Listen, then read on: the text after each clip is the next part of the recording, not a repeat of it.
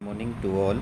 आप सभी का अपने चैनल में सभी का स्वागत है। और हमारे भारतीय राज्य व्यवस्था पॉलिटी की आज क्लास नंबर 4 है। हम 3 ऑलरेडी पहले से कर चुके हैं, तो सभी लोग अपने जो है क्लास को विजिट करें और अच्छे से अच्छा उनमें से अपना कंटेंट तैयार करें। और ये जो वीडियो है इसका माध्यम लाने का हमारा ये है कि मैं आपके साथ में अभी यूपी SSC पैट का एग्ज़ाम होने वाला है, जिसमें 5 क्वेश्चन आपके पॉलिटी से पूछे जाएंगे। साथ के ही साथ में नवंबर में आपका SSC JEE का एग्ज़ाम होने वाला है, तो उसके लिए भी आपके बहुत ज़्यादा ये हेल्पफुल आपकी क्लास होने वाली है। तो चलिए, अभी तक सभी बच्चों ने अगर अपनी क्लास को लाइक नहीं किया है, सब्सक्राइब नहीं किया है, तो सभी लोग अपनी क्लास को लाइक करेंगे। साथ के साथ में सभी सब्सक्राइब करिए और अपना जो है चैनल को ज़्यादा से ज़्यादा शेयर करने की कोशिश करिए। तो चलिए स्टार्ट करते हैं बच्चों पहले क्वेश्चन के साथ में। भारत के राष्ट्रपति के पद को भरने के लिए निर्वाचन का आयोजन निम्न में से कौन करता है? तो बच्चों, हम सभी को पता है जो हमारा भारत का जो निर्वाचन आयोग होता है वही हमारे राष्ट्रपति को क्या कराता है, उसका चुनाव कराता है। ठीक है। अब आप कहेंगे सर ये आर्टिकल किस में दिया हुआ है, तो याद रखिएगा ये आर्टिकल आपको किस में दिया हुआ है। ये आर्टिकल आपको 324 में दिया हुआ है, 324 में दिया हुआ है। अगर आप कहेंगे कि सर इसका हमें कॉन्स्टिट्यूशन का पार्ट कौन सा है, तो बच्चों याद रखना आपका पार्ट है कौन सा, 15 नंबर का ये पार्ट होता है। तो ये भी बच्चा आपको पता होना चाहिए। तो चलिए अगला क्वेश्चन की अगर हम बात करेंगे, भारत का अनुच्छेद कौन सा 60 संदर्भित है? तो ये सभी को पता है, इससे किससे मतलब है। तो मैं बच्चों पहले आपको बता दूं, भारत का जो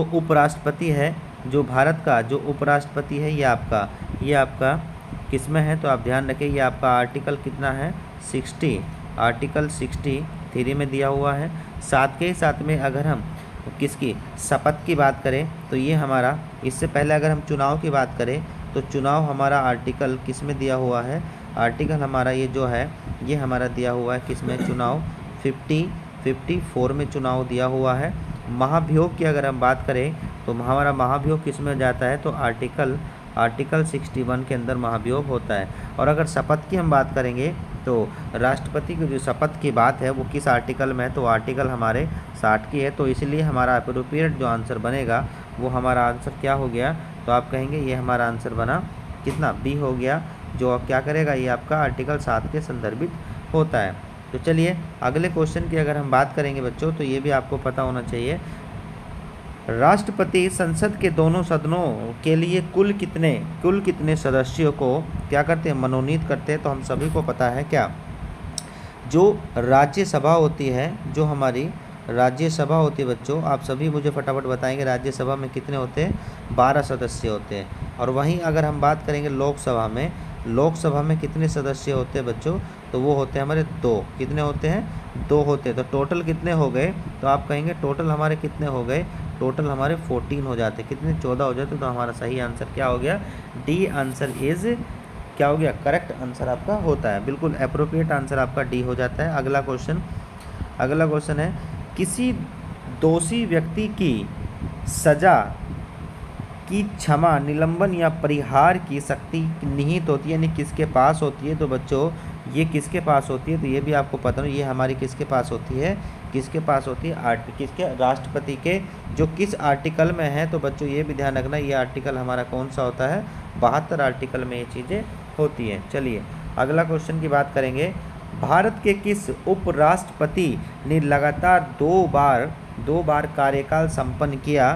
तो बच्चों ये भी पता होना चाहिए हमारा, ये भी हमें पता होना चाहिए कब हुआ। तो ये हमारा करने वाले कौन थे, राधाकृष्णन, कौन थे, एस राधाकृष्णन थे। और अगर ये बात करें ये कौन से थे, पहले थे। अगर हम दूसरे की बात करें दूसरा कौन था, तो बच्चों ये भी ध्यान रखना वो था हामिद अंसारी। कौन सा था, हामिद अंसारी। कौन सा था, हामिद अंसारी कौन थे, हामिद अंसारी, बिल्कुल सही बात है। और याद रखना वही एस राधाकृष्णन है जिसके 5 सितंबर को हम क्या बनाते हैं, शिक्षक डे के रूप में, राष्ट्रीय शिक्षक डे के रूप में इसको हम क्या करते हैं, सेलिब्रेट करते हैं।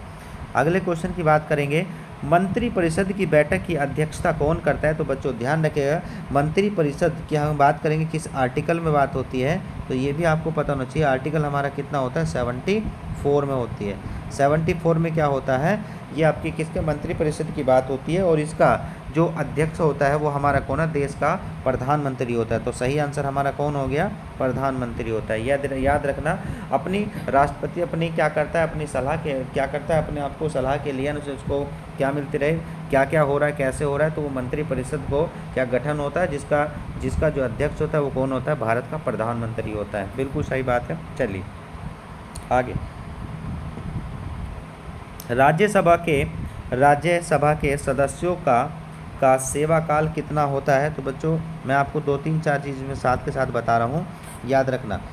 यहाँ पे बात हो राज्यसभा की, पहली बात ये, तो ये आप सभी को पता है ये क्या होता है, उच्च सदन होता है। क्या होता है, उच्च सदन होता है। पहली बात तो ये कि ये उच्च सदन होता है।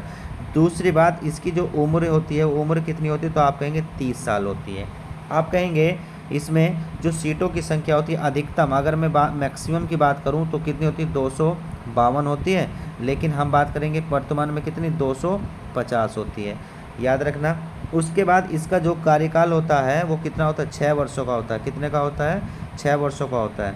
तो बच्चों ये भी आपको पता होना चाहिए। तो सही हमारा आंसर कौन सा हो गया, कितना होता है इसका, 6 वर्ष हो जाता है। चलिए आगे हम बात करेंगे, लोकसभा का प्रथम अध्यक्ष कौन था। तो लोकसभा का प्रथम अध्यक्ष कौन था, तो बच्चों ये आपको पता होना चाहिए। लोकसभा का प्रथम अध्यक्ष कौन था, जीवी मावलंकर था। जीवी मावलंकर था। अगर वहीं पूछ ले कि इसका उपाध्यक्ष कौन था, तो अगर इससे पूछ ले उपाध्यक्ष कौन था, तो इसका उपाध्यक्ष कौन होता है, तो इसका उपाध्यक्ष होता है कौन, MS अयंगर। ठीक है जी, MS अयंगर थे। तो ये याद रखना। और हमारे कौन थे, राधा कृष्ण को आप सभी जानते हैं। तो वो राधा कृष्ण जी कौन थे, एस सर्वपल्ली राधाकृष्णन, जो हमारे कौन थे, भारत के दूसरे राष्ट्रपति थे। क्या थे, दूसरे राष्ट्रपति थे। और पहले क्या थे, उपराष्ट्रपति थे। क्या थे, उपराष्ट्रपति थे। ये भी आपको बच्चों पता होना चाहिए। बिल्कुल। आगे हम बात करेंगे, भारतीय संसद में निम्नलिखित में से कौन बजट क्या करता है, बजट प्रस्तुत करता है। तो बच्चों हम सभी को पता है, हमारे देश का जो फाइनेंस मिनिस्टर होता है इसको क्या करता है, प्रस्तुत करता है। और वो कौन होता है, वित्त मंत्री होता है। कौन होता है, वित्त मंत्री। वर्तमान में कौन है, तो आप सभी को पता है, निर्मला कौन है, निर्मला सीतारमन। कौन है, सीतारमन, निर्मला सीतारमन। बिल्कुल सही बात है। चलिए आगे बढ़ेंगे, हरियाणा से लोकसभा की कितनी सीटें हैं। तो बच्चों ये भी आपको पता होना चाहिए, कितनी सीटें, तो हमारी कितनी होती है, 10 होती है। अब बच्चों मैं आपको थोड़ी सी और चीज़ें बता देता हूँ। जैसे अगर हम बात करेंगे तो इसमें जैसे लोकसभा हो गया, अगर हम उत्तर प्रदेश की बात करेंगे तो उत्तर प्रदेश में कितनी आती है लोकसभा, तो आप सभी को पता है 80 होती है। कितनी होती है, 80 होती है। तो ये भी आपको पता होना चाहिए, उत्तर प्रदेश में कितनी होती है, 80 होती है। राज्यसभा में कौन 31 होती है, अगर वहीं पूछ ले। ठीक है, तो ये सब चीज़ें आपको पता होनी चाहिए। आगे बढ़ेंगे, आगे बढ़ने के बाद मुख्यमंत्री की नियुक्ति की जाती है। तो मुख्यमंत्री की जो नियुक्ति होती है वो किसके द्वारा होती है, राज्यपाल के द्वारा होती है। किसके द्वारा, राज्यपाल की। और यहीं पूछ ले राज्यपाल की नियुक्ति किसके द्वारा होती है, तो हम सभी को पता है किसके द्वारा, राष्ट्रपति के द्वारा होती है। तो हमारा इसका आंसर क्या हो गया, तो बच्चों इसका आंसर हमारा क्या हो गया, इसका आंसर हमारा हो गया क्या, राज्यपाल। चलिए आगे क्वेश्चन, भारत के उच्चतम न्यायालय के न्यायाधीशों की नियुक्ति कौन करता है, उच्चतम। ठीक है, भारत के उच्चतम न्यायालय के न्यायाधीशों की नियुक्ति कौन करता है, तो बच्चों कौन करता है, हम सभी को पता है कौन करता है, राष्ट्रपति करता है। कौन करता है, राष्ट्रपति। लेकिन ध्यान रखिएगा, राष्ट्रपति को शपथ कौन दिलाता है, तो हम सभी को पता है उच्चतम न्यायालय का जो मुख्य न्यायाधीश होता है वो उसको शपथ दिलाता है। और राष्ट्रपति क्या करता है, उच्चतम न्यायालय के न्यायाधीश को वो क्या करता है, उसको शपथ दिलाता है। तो आदान प्रदान करते हैं आपस में, एक दूसरे को क्या करते हैं, शपथ ये दिलाते हैं। चलिए आगे क्वेश्चन की अगर बात करेंगे, भारत के राज्य क्षेत्र में उच्च न्यायालय की प्रथम महिला मुख्य न्यायाधीश कौन थी। तो बात किसकी हो रही है बच्चों, ये भी ध्यान रखना, ये बात कर रहा है उच्च न्यायालय की, मतलब किसकी, हाई कोर्ट की। अगर हाई कोर्ट की बात करें तो आंसर हमारा होगा लीला सेठ। अगर यहीं सुप्रीम कोर्ट की बात करें तो सुप्रीम कोर्ट के लिए कौन होती है, फातिमा बीबी। ये भी आपको पता होना चाहिए। चलिए आगे बात करेंगे, कलकत्ता में सुप्रीम कोर्ट की स्थापना किस रेगुलेटिंग एक्ट के द्वारा होती है। तो बच्चों ध्यान रखना, ये कौन सा होता है, रेगुलेटिंग हमारा कौन सा होता है, रेगुलेटिंग एक्ट कितना होता है, 1773 होता है। और 74 में क्या होता है, 74 में आपको पता है कलकत्ता के अंदर क्या हो जाता है, आपका सुप्रीम कोर्ट बना दिया जाता है। चलिए बढ़िया।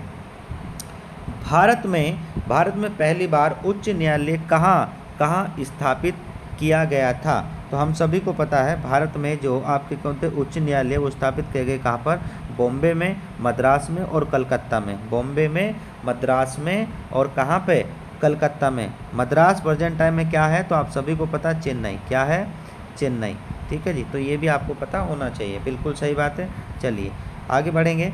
अंडमान और निकोबार द्वीप समूह क्षेत्र का जो आपका क्या होता है, उच्च न्यायालय होता है, वो कहाँ के किसके साथ लगता है। तो बच्चों ध्यान रखना, उच्च न्यायालय किसका पूछ रहा है, अंडमान निकोबार का।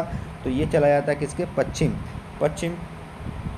बंगाल में। पश्चिम बंगाल कहाँ पर, तो याद रखना कलकत्ता में। कहाँ पर, कलकत्ता में। ठीक है जी। अगर यही पूछ लो किसका, पुडुचेरी का, किसे, पुडुचेरी का। तो पुडुचेरी का कहाँ होता है, पुडुचेरी का तो याद रखना कहाँ पे होता है, पुडुचेरी का कहाँ पे होता है, तमिलनाडु में होता है। ठीक है जी, तो ये भी आपको पता होना चाहिए। चलिए आगे बढ़ेंगे। भारतीय संविधान में निम्नलिखित में से किस संविधान संशोधन द्वारा पंचायती राज प्रणाली को संवैधानिक क्या कर दिया, स्थिति प्राप्त हुई। तो बच्चों ये भी ध्यान रखना, हमारा एक संविधान संशोधन होता है कब होता है, तो यह होता है 73वां संविधान संशोधन। कब होता है, तो आप कहेंगे 1992 के। ठीक है, 1992 अधिनियम के अंतर्गत क्या होता है, ये हमारा 73वां संविधान संशोधन जो पंचायती राज से जुड़ा हुआ है। ठीक है, अगर यहीं हम आर्टिकल बात करेंगे तो आर्टिकल हमारा कौन सा होता है, तो 40 आर्टिकल होता है। और इसको याद रखना, इसको लागू कब होता है, तो 24 अप्रैल को इसको हम लागू करते हैं और 24 अप्रैल को हम पंचायती राज दिवस के रूप में मनाते हैं। चलिए आगे बात करेंगे।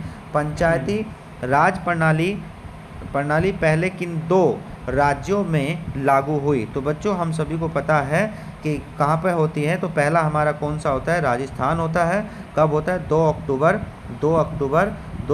1959 को होता है। बच्चों ध्यान रखना कहाँ पे होता है, तो आप कहेंगे राजस्थान के कहाँ पर, नागौर में किसके द्वारा होती है, तो याद रखना पंडित जवाहरलाल नेहरू के द्वारा। ठीक, उसके अगले वाला ये पहला हो जाता है, ये क्या हो जाता है बच्चों, ये हमारा पहला हो जाता है। और हमारा दूसरा कौन सा होता है, दूसरा हमारा क्या होता है, आंध्र प्रदेश हो जाता है। दूसरा कौन सा होता है, आंध्र प्रदेश हो जाता है। तो ये सारी की सारी चीज़ें भी आपको पता होना चाहिए। हमारा आंसर कितना हो गया, हमारा आंसर क्या हो गया, आंध्र प्रदेश और राजस्थान। चलिए आगे बात करेंगे। संविधान में कितने प्रकार के आपातकालीन का प्रावधान है, कितने प्रकार के आपातकालीन का प्रावधान है। तो बच्चों ध्यान रखना, मैं आपको इसकी जानकारी दे रहा हूँ, ये समझो। तो हमारे 3 प्रकार के आपातकालीन होते हैं। ठीक है जी, 3 प्रकार के आपातकालीन होते हैं। कौन कौन से, तो मैं आपको सारे यहाँ पे लिख के बता रहा हूँ। ठीक है जी, देखो यहाँ पे पहले की हम बात करेंगे। पहला होता है हमारा कौन सा, राष्ट्रीय आपातकालीन। कौन सा होता है, राष्ट्रीय कौन सा होता है, राष्ट्रीय आपातकालीन होता है।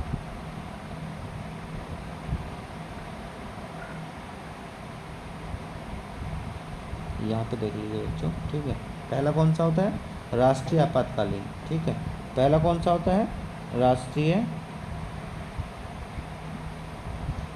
ये इस आर्टिकल में तो आप कहेंगे 352 में। अगर पूछ ले कहा राज्य में, तो राज्य का हमारा हो जाता है 356 में। और पूछ ले कहा वित्तीय आपातकालीन कौन सा होता है, वित्तीय आपातकालीन कौन सा होता है, तो तीसरा होता है। और ये कितना होता है, आर्टिकल 360 में होता है। तो ये तीनों के तीनों आपको पता होना चाहिए। अब अगर हम बात करेंगे तो हमारे 3 आगे, और इन 3 का मैंने आपको बताया 3 कौन कौन से हैं। तो बच्चों ये भी ध्यान रखना 3 कौन कौन से, तो इसका हमारा सही आंसर कितना हो गया, 3 हो जाता है। चलिए आगे हम बात करेंगे।